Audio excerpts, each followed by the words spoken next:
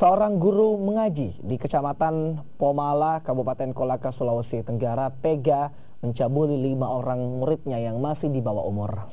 Aksi pencabulan yang terjadi sejak Januari 2018 lalu terbongkar setelah salah seorang santri menceritakan pada orang tuanya.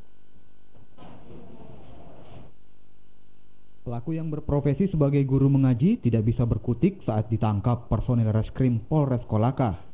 Pelaku tega mencabuli 5 orang muridnya yang masih di bawah umur atas laporan orang tua salah satu muridnya. Aksi pencabulan yang terjadi sejak Januari lalu terbongkar setelah salah seorang santri menceritakan kelakuan bejat oknum guru ngaji ini kepada orang tuanya. Pelaku mengaku menjalankan aksinya usai mengajar seluruh muridnya mengaji. Saat santri lainnya pulang, pelaku menahan seorang santri dengan alasan korban belum mahir mengaji. Ketika sedang berduaan dengan korban, pelaku langsung mencium pipi serta bibir korban dengan alasan ingin memberikan kasih sayang pada korban. Tersangka merupakan guru ngaji daripada kelima anak tersebut.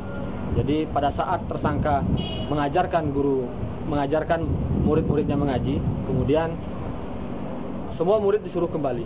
Jadi bunga satu yang pertama disuruh tinggal di tempat dengan alasan yang bersangkutan belum mahir untuk mengaji. Kemudian ketika berada di satu tempat berduaan, modusnya untuk mempertanggungjawabkan perbuatannya, pelaku dijerat Undang-Undang Nomor 17 Tahun 2016 tentang perlindungan anak dengan ancaman kurungan 15 tahun penjara. Muzakir Aziz, Kompas TV, Kolaka, Sulawesi Tenggara.